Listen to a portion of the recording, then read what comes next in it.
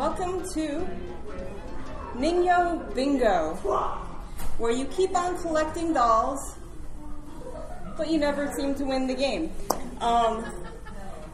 This is a podcast.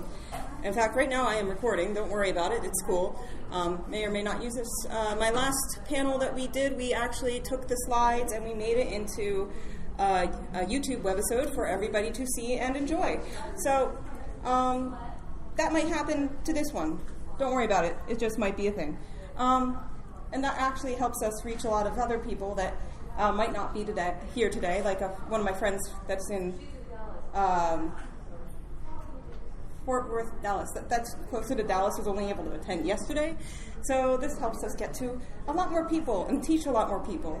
Because a lot of what Ningyo BINGO does is it gets into not only tutorials, but also to history and to analysis. So all of this is very different than what you might be used to in a doll hobby. Obviously, you're used to the tutorials, but you might not be used to the analysis. So this panel, I guess I should explain myself. I myself have been collecting since 2006-ish by cashing in one of my Social Security, the government little checks that they buy you when you're a kid. And I was at college and I saw the thing and I wanted the thing, and they gave it to me when I left. So I did the thing because I looked and someone had the body I wanted within 10 miles and they were willing to drive to the college to give it to me. So that's how that happened. That was my first purchase, my first doll. And since then I have looked at them, studied them, went to Japan for 4 months. The pinnacle of my Japanese, which has been at a decline since then, is I actually ordered my full custom service doll with minimal English required. Basically, I'm the grammar mind, my husband is the vocabulary mind. Between us, we can speak Japanese. So it works. It definitely works. So this panel is about how to get more enjoyment from your current Asian ball jointed doll collection. Because a lot of our Asian ball jointed collections look like this. And that's how they stay looking. They go onto the shelf, they go into the cabinet, and that's where they sit for a while. Which is great and all, but then you're not gaining anything else from it than you would, let's say, gain from a painting. It sits on the wall, and you enjoy it, and it's pretty. And you can go to museums and look at paintings, and it sits on the wall and pretty, but you don't get much further than that. And there's so much more you can do to enjoy your dolls. Because the Asian ball jointed doll hobby, as you can tell by the various workshops that have already happened here, is an interdisciplinary hobby. What interdisciplinary means is that many, many, many things need to go into making it happen. One of the people here was working with school, working in theater. Which one of you was it? Was it one of you guys? Okay. There we go. There you are. So when you have a theater company, somebody needs to make the clothes. Somebody needs to be the actor. Someone needs to do the makeup. Someone needs to do the sound work. Someone needs to do the gels and the lights and the music. That's interdisciplinary. There is not just one thing that makes it happen. And the doll hobby is that, which is really cool. Which means even if you have a few things that you're into, there's always more to get into. You should never be bored. You should never look at this and go, well, I haven't played for it a while, maybe I'll just sell it. Because while there's many of us in here who would love to see that limited edition from 2001 come back up for sale, there is a lot more enjoyment you can get out of it, I promise. So, keep this picture in mind, because a lot goes into just making this. This is the folks' full choice system for this month. They put this promo picture up. So, going back to that painting idea, your dolls are your own personal Please Touch museum. The Please Touch Museum is actually a museum in Philadelphia designed, well, for children, but we'll put that aside for a moment. It's designed for you to go in and engage and enjoy and interact. So things aren't just there to sit, they're there to touch and look and feel and everything. And we've seen interactive art before. Our dolls are a sort of interactive art. We can do a lot more than just having them sit there. I understand why you were very prone to having them just sit there. This, of course, is a very expensive Volks Limited. It was $1,145 US in 2007, before the crash. This, of course, is Volks Resner. So I understand. There's a money thing where you don't want to hurt them, you don't want to issue them. But to pull a word back from the toy industry, our dolls aren't just dolls, they're action figures. Hell, they're called Super Doll Fee, which is doll figure. They're designed to be played with, moved with, and everything else. So the obvious first step is to play with your dolls. Even if you just put them back in the cabinet afterwards, it refreshes your display. It's like rotating the museum. You have some stock in the bottom, in the basement. Bring it out and show it. And all of a sudden your doll looks new again, fresh again. It's no longer boring. For example, I was heading to the boardwalk, which I think everybody here knows what a boardwalk is, right? Yes? Okay. Oh, we got one now. Okay, so the boardwalk is along the eastern coast. We have created entertainment / board game arcade walks along the beach. So we build up planked raised decks that are along the beach. And people go out and they wear their swimwear and everything else to go to that. So I was bringing my doll with me, and she is a very manly, punky female. And I had to think, what on earth would a manly, punky female wear to the beach? And just going through this in your head is a version of play that engages you back with your doll, that excites you about the hobby again. It's great, because it's not just us that do that. Volks does that. This is Resner again. They played the game and they said, what would Resner wear to be disguised when going to a masquerade ball? This is part of our hobby. It's the play. And hey, if Volks can give you the go-ahead to put a new outfit on your $1,200 doll, then you can do it. They said it's okay. I say it's okay. You can bring them around you.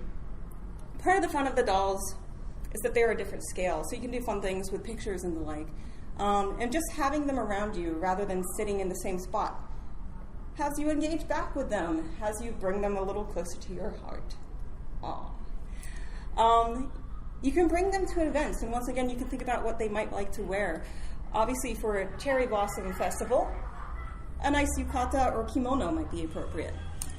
And it's not just me that does this. A lot of people in the Philly area go to the Philly Cherry Blossom Festival and bring their dollies. This is something, I'm talking way fast, aren't I? I got a mess. One of the things you can also do is quite literally play with your dolls, as in role play with your dolls. You'll find many social groups, including on Facebook and forums, where you actually role play with the character that your doll is, because we all know that these dolls, while you can just buy a ready-made character, a lot of the times we are shelling, as the term is, our character into the doll. And rather than just playing within your own world, you can play with others, which is great. Socialization, it's a good thing. Which, of course, brings us to taking pictures. Once you have your doll out of the cabinet and you put them in your new outfit and everything, your first thing you're probably going to want to do is, well, that looks great, let's take a picture. It's fun. New outfits, the season can inspire you. So if you're not quite feeling it, look outside. Look at a magazine. when you're at the doctor's office or, you know, just checking out at the local drugstore, look at the cover. Think, can I do something like that? You can check out, have a backdrop inspire you. The left was actually just some rocks. The picture on the left was taken by my co-host, Lindsay. There were rocks behind her house, and I had just purchased this outfit. And it made for a nice, cool, kind of post-apocalyptic feel. The picture on the right was kindly created by Dollism. Back when we had that first and only Dollism in the, U.S., Canada, right on the edge. And of course, man oh man, did that Harley match. You can create your own backdrops. It doesn't take much. My cat, this one's Climber, he likes to help. Goodness knows if there's any flat, interesting surface, a cat will find its way onto it. Pro tip, cats like sitting on squares. Create a distraction square. You think I'm crazy, but quite literally, I take a sweatshirt, I fold it into a square, and I go, "Hi, buddy, guess what this is? It's interesting." And they go, and they love it. And they just sit down there and watch me for a while until I create a new distraction square that is much more interesting. So making backdrops doesn't have to be complicated. That's a green sheet that I already owned. That's a blue sheet I already owned. I pinned it up to some rafters with some safety pins on, and hooked it onto some S-hooks that were up there. It's like a porch area, so there's like S-hooks to hang like plants on. And I had a light above, and I had, similar to what you saw in the market room with the setup there, I had a clamp light. Shop lights work well too. They are very bright. You get something like this. So it's important to note that while pictures work really great if you try to get everything right the first time, sometimes there's a little bit to fix in post. And you can do things like blur out the moon so it feels kind of right.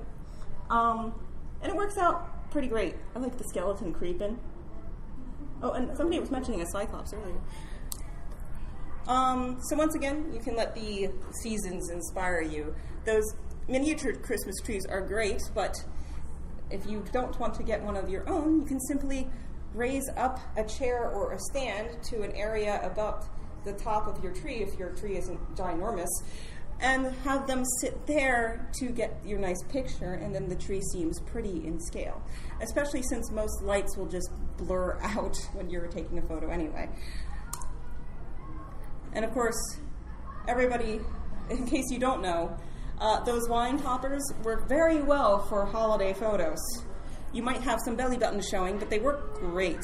You might need to take off some heads, but if you are handy with that and or you have the one-touch key system patented by Cerberus Project, you might not have an issue. So here's some tips for those who haven't forayed into photography that much. Try to do this with your flash off. White skin acts like a bounce. By a bounce, I mean like the light bounces right off of it and goes right into your camera's lens, and it just looks totally whited out. You'll lose all the detail on the face. That'll help you a lot. A lot of the times when I take pictures, a lot of ceilings, when they're not this gosh darn high, are a little lower and usually painted white. You can use the ceiling as a bounce. You can take that shop light or the other light, if the light is too harsh, and point it towards the ceiling first. An old white sheet or anything like that will do just as well. Hang it on the back of the chair, point it at the light, and just think about like a pool game. If you're pointing like this, it'll bounce like that. It helps a lot. And even just sometimes, as long as your light isn't too hot, putting something over the top of the light to dull it out a little will help a lot too. Think about your posing.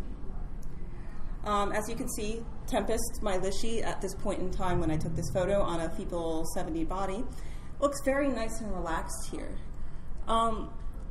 One of the things that helps you when taking pictures with your dolls for posing is thinking about how you would pose in that situation. Be like a Disney animator. Has anyone ever seen like some of those like how they animated things? Can I get a show of hands? Yeah, I got a nod, hand, yeah. So like they have that mirror in front of them and they will like try to be a baboon. And that's what works for them. So you have to sit there and go, how would I pose? How would I pose? You know, get into it. It will help. And some of the things you will have to realize is that dolls don't pose like we pose, even though they have these people in general, Cerberus Project added this cool little extra cup on the shoulder. The shoulder still can't move all the way forward and across like ours can. So there's some things that you won't be able to do. Number 3, out of frame, out of mind. For those of you that don't have double jointed dolls because you're so terribly old school, it's okay to have your doll's joint bend in an awkward way. You can hold it there with your hand or you can hold it there with a rubber band, whatever works. As long as it's not in the frame of the finished picture, no one will care. You can either take the picture and have it out of frame initially, or you can crop it out later.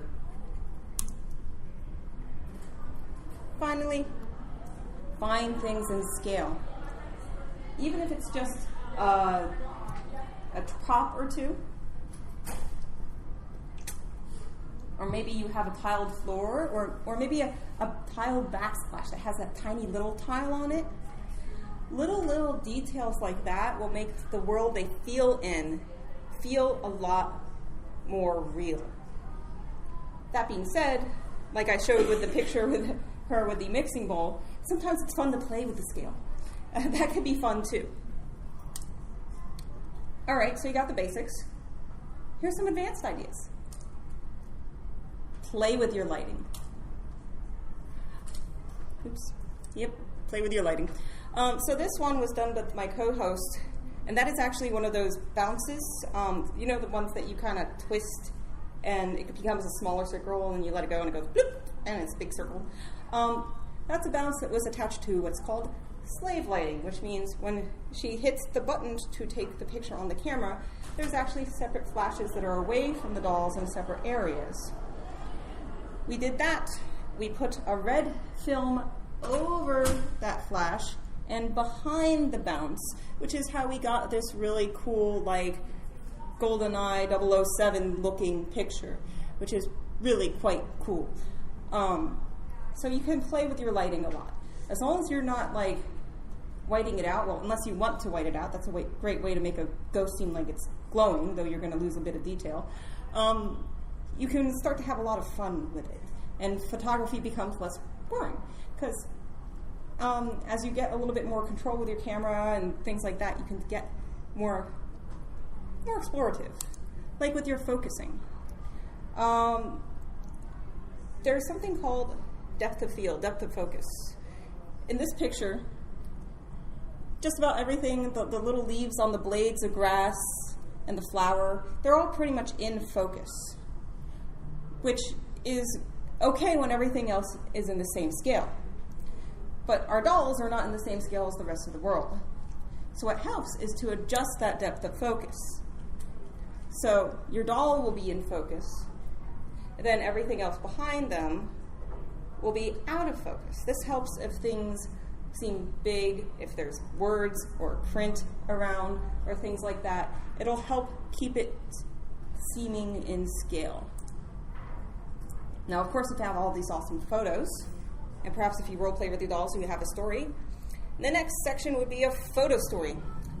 This is one of the ones where I actually let the scale be and had it like my doll was using my computer and madly in love with a set of twin boys. So photo stories are great, and photo stories started just as basically, it's almost like a playwright where it had the picture and then it had the text and the action below the picture.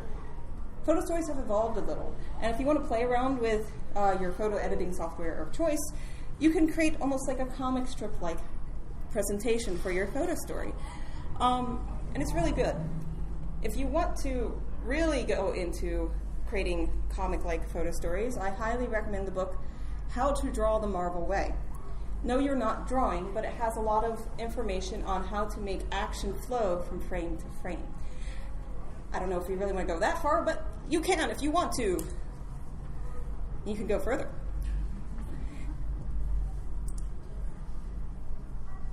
And I will...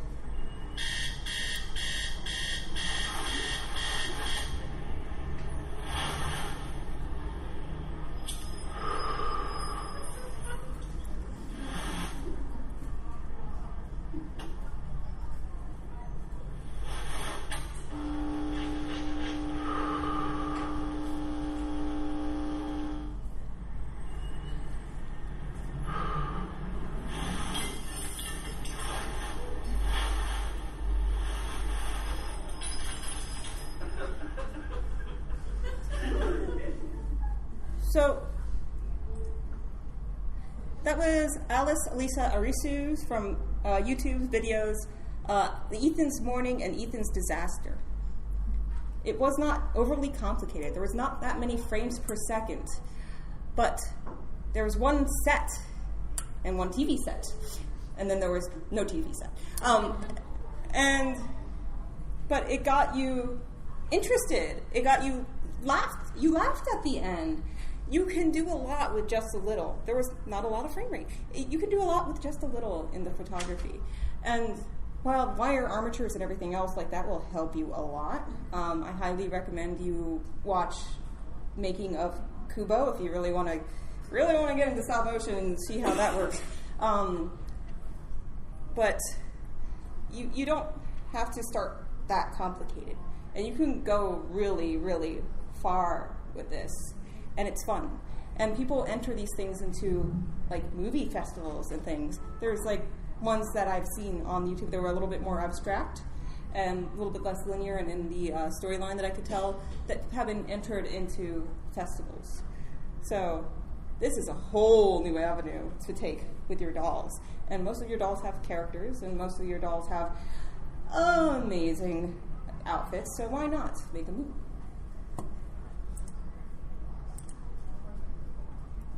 So, speaking of having your dolls look beautiful, they are the most patient models in the world, unless you have a really kicky doll. They will sit there, and you could sit there and draw them forever. Now, I think there was another panel I was at where... No, actually, it was an interview this morning where the person mentioned that the original doll she purchased was for a reference for drawing.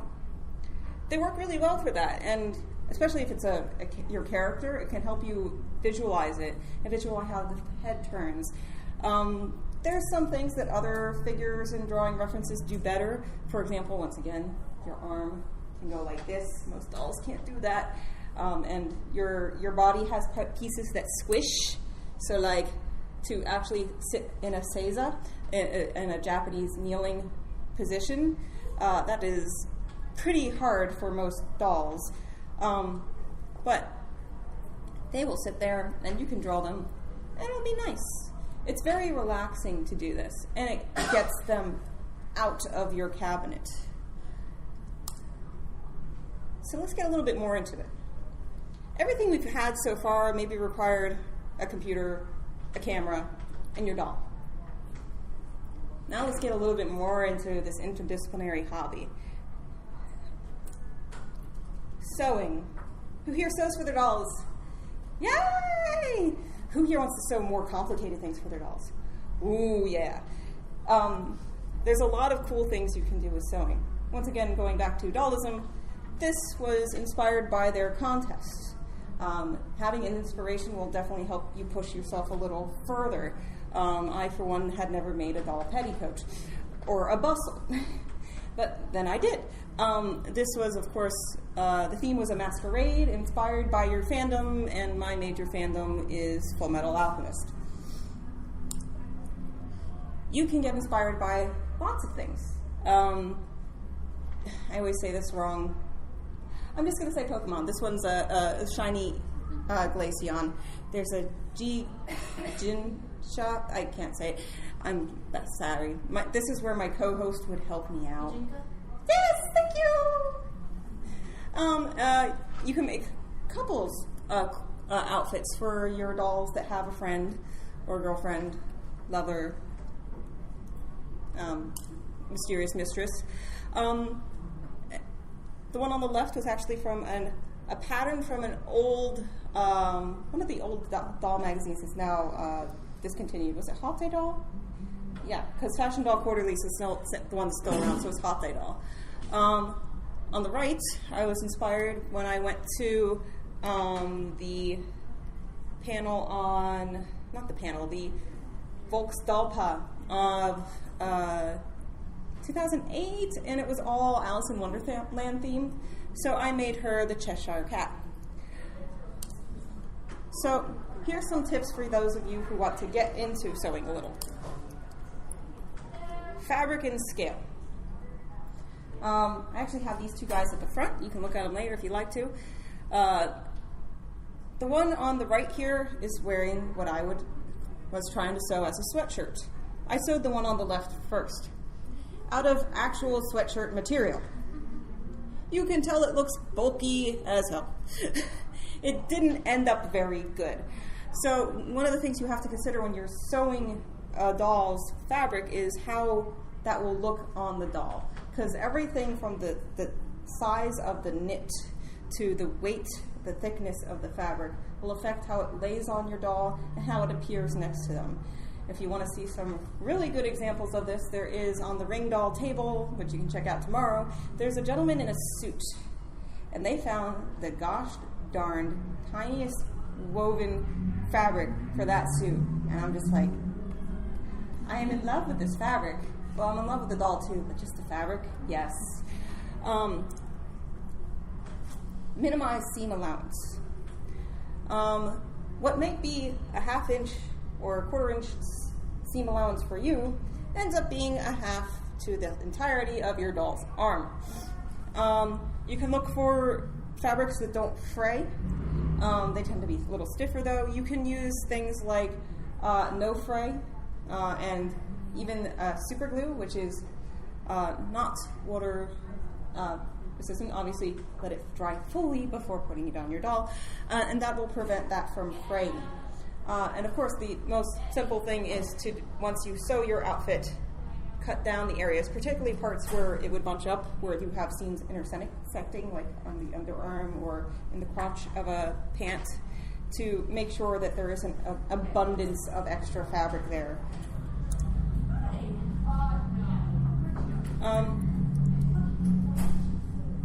How did that end up here? Oh well.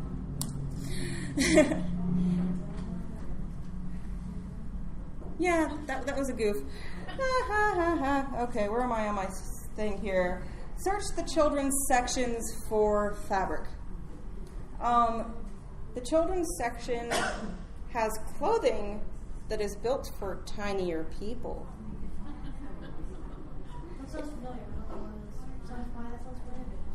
So imagine that all the things, like I found a beautiful camo, really computer? I found a beautiful camo print pair of shorts for a small boy that ended up being a perfect scale for camo print pants for a 60-centimeter doll. And children's clothing goes really cheap on clearance, because when people buy that, they're not going to hang on to it for that long, because the children grow out of it so fast. You can get children's clearance for like $2 to $5 for the clothing, the fabric, which is great. And my final tip for sewing is go to tinyzippers.com for findings. Sometimes it's hard, especially if you're not in a metropolitan area, to find very, very, very tiny buttons, buckles, zippers.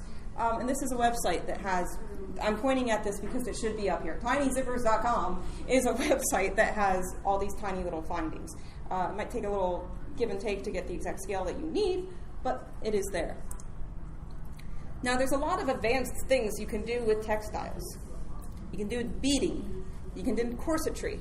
You can do hats. You can do knitting and crocheting.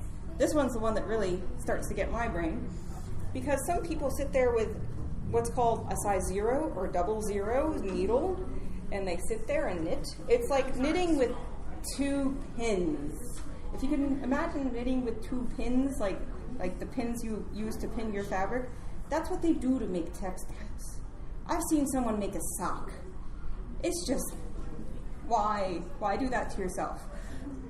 And also, if you really want to try something a little different but related to textiles, you can try to make shoes. I don't even know how. There's tutorials. You can find them. And people actually make their own shoes, which is great, especially if you're trying to get a very specific look for your character, or if you just want to cobble up a new hobby. Thank you for the people in the front. Okay, this one you know. This one we've had 3 panels on already, but that's okay. We'll go through the basics really fast. The benefit of painting your own doll's head is that you can get it exactly how you imagined it. So you can draw it on paper and then go to the doll's face and start to do it. Of course, there's an immediate problem with that, which is you might not have the skill to get it exactly how you want it on the first try, or the second try, or the third try. Don't worry.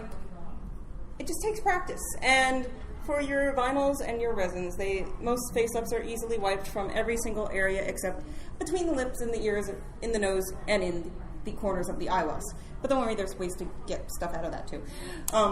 Eventually you get there. And it feels real good.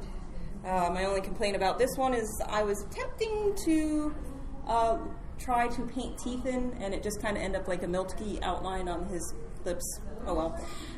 Let's try new things. They might work, they might not. That was my first attempt at freckles, an attempt at eyebrows that were not normative, because he, like many of my dolls, is inspired by cats. I have a cat problem. So here's some tips. Oh, goodness sakes, did this thing not save the most recent version? Oh well. So here's some tips. Don't use oil-based supplies. I'll say it once again for the people in the back. Don't use oil-based supplies on resin or vinyl. Resin and vinyl is porous, more than your own skin. Your own skin, in fact, has pressure and things coming outwards all the time. Vinyl doesn't, and resin doesn't. So when you put something that's oil-based in, it goes, it sucks it right in. And that's where it will stay until you sand it out. And depending on how far that goes deep, that might not be an option. Sometimes the only option after that is to spray paint a coat over it, which not everybody has an airbrush, which is what you need for this, not actually a spray paint. Some good supplies, we've already mentioned some in just before we had a few minutes of a social, then we had a previous panel. But the ones I like, personally, I like the Farber Pastel watercolor pencils. They have a good amount of pigment in them, and they are nice. Once again, you want watercolor pencils because the wax ones will work very well. And you want chalk pastels, not oil pastels. Not oil pastels, chalk pastels. And once you have those, you will work in layers. When you do your face up, there's what is called tooth, because when you spray your sealant, it creates a texture, and you can only put so much on at a time before it just smears. So you have to work in layers. Once you can't put any more pigment on before it starts to smear, you can get the color darker by sealing it outside or inside with respirator and ventilation, and then bringing it inside again and working more pastels into that. I know what I did now. So you can also for eyelashes, you don't have to wait all the time for the ones from Japan. If you want something a little flashier, maybe a lady with big, pretty little eyelashes, you can actually just get human falsies and cut them to size. You can glue them in, if they're like, they like curve like that, you can glue them in a little further and the lashes will appear outwards. That'll work in a pinch. And finally, my most important tip to you is you can paint thin lines without a tiny, tiny, tiny one bristle brush. The key is not a tiny brush. The key is the consistency of the paint on the brush and how it's feeding to the paper. You want to get your paint to an ink-like consistency. To do this, you need a paint that has a lot of pigment in it, otherwise you'll just be leaving water behind. I like the paints directly from Volks, just because when I took my first class on painting, that's what I used, and I liked them, and I still have them. With that, practice on your palette first, and you'll start to learn that the heavier your brush touches that palette or your doll's face, the thicker the line's going to be. When you pull it up a little, the thinner that line's going to be. It becomes like a calligraphy brush. And with that, you can do something like draw a doll's eyelash that will start thick and end up thin. And it's a wonderful thing. Now, one of the best things I can give you other than that is eyebrow hair does not just go up. You can look at your neighbor, maybe look at one of your dolls. If all of this is too awkward, maybe look at a selfie. Eyebrow hair grows in different directions. It's very interesting. So it starts, okay, this is the eyebrow. It starts up, and then hairs start growing this way, and this hair grows this way, and this one grows up, and then it starts going down at the bottom. And it's very interesting how it does that. So if you just draw line, it looks more like shading in a manga than actual hairs. But if you actually follow the direction of the hairlines, it looks like an eyebrow. And of course, if you get a little advanced and you want to invest in an airbrush, you can. I think anyone that's very familiar with the hobby has probably seen Nicole's Dreams on YouTube and have the theme in their head already as they are looking at this picture. One benefit of using an airbrush is that you don't have to go out to seal so many times, because when you spray paint on, it has its own fixative. So when you spray it on, it adheres. So you can layer on the colors a little faster without going to seal in between each layer, which is very great if you're a professional like her and you have to crank them out to get the dollars in. Pastels work just as well, honestly. It just takes a little longer to get through it. All right. We're still on the head. We haven't even gotten down to the rest of the body yet. This is the wig. You can style your own wigs. If you get any sort of fiber wig, it is made of plastic. Who knows what the word plastic means? Melts easily. That is one thing, unless it's heat resistant, in which it melts a little less easily. The word plastic means that it has malleable, shaping, and moves. Yes, and it means that it has a memory. So you can teach your fibers in your doll's hair a new memory. It's not like Total Recall. So just like, I forget what I was talking about. Just like fixing dye into a fabric. What you want to do is you can heat up the fibers, not on your doll's head, and once you cool down the fibers again, it will reset the memory. And then anything you do, it'll want to return back to its memory. It changes its default. So, for example, this one was way too poofy for my liking, so I actually put it on a Coke bottle, boiled water, took that water and let it cool down a little bit. Then I poured it over the wig, and the wig flattened down. It also tamed a lot of the flyaways that are just like... So you can fix your wigs and you can make them a lot tamer and you can style them. So you can straighten and curl your wigs. There's lots of tutorials, especially on rooting. People have been rooting dolls' hair lots longer than we've been working with the wigs in the hobby. So if you want to learn how to style hair, people who root them, they only have that option for whatever is on their doll's head. So there's a lot more styling going on in the rooted portion of the doll hobby. So once again, with our example of our plastic hairs, you can actually wrap it around something like a straw, put it into a hot water, like if it's an unpainted vinyl head, you can put it into a pot with hot water. Don't touch the sides of the pot because it will melt.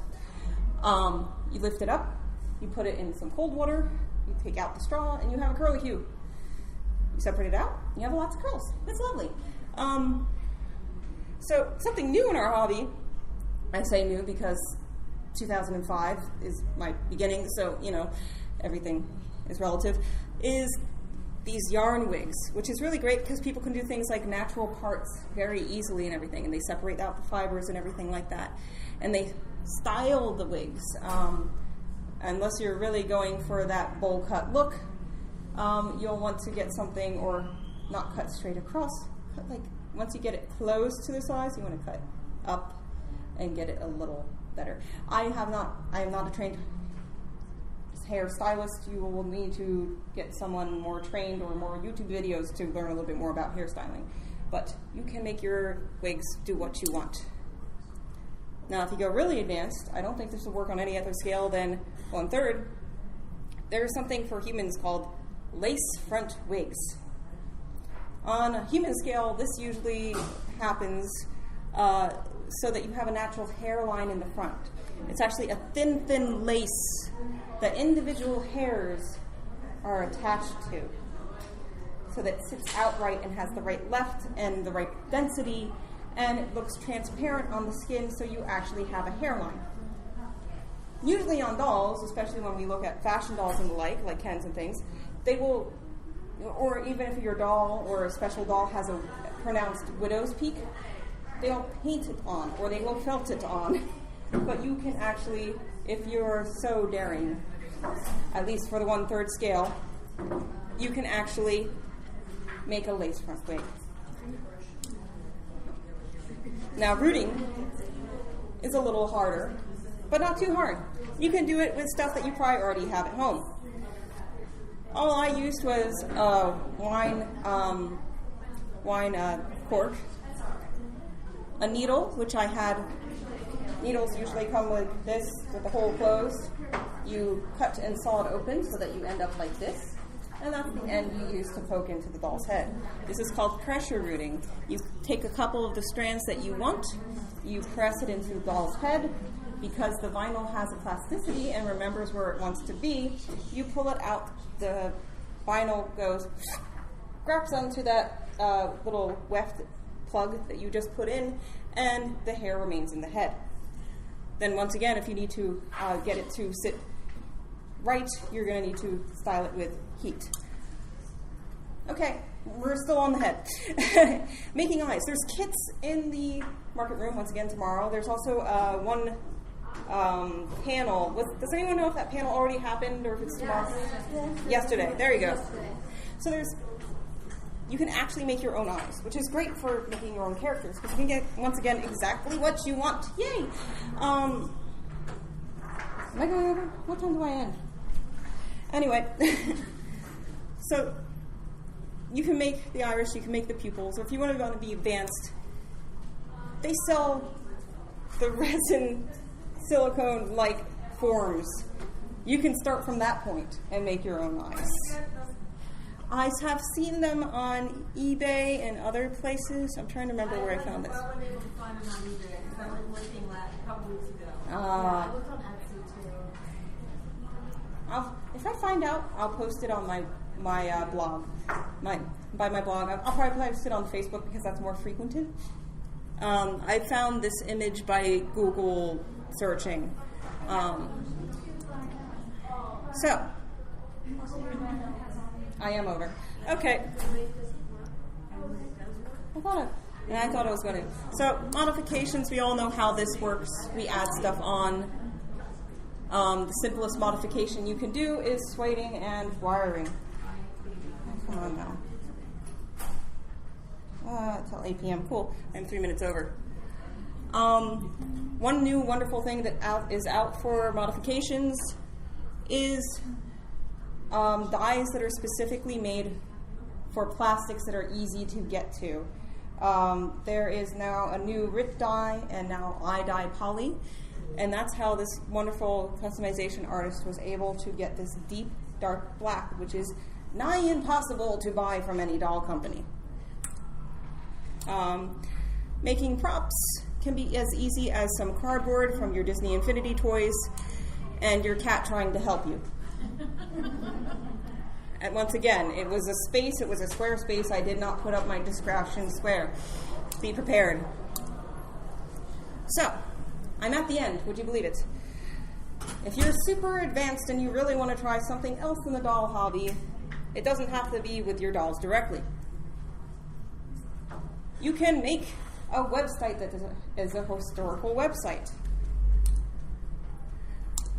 You can make a podcast. Now, if you really want to be super advanced, you can make your own doll. This, of course, would technically be expanding your doll collection, but that's why I left it for the end. Now, really quick, because I know I'm 2 minutes over. Can we name some disciplines that went into making this picture possible? Anybody?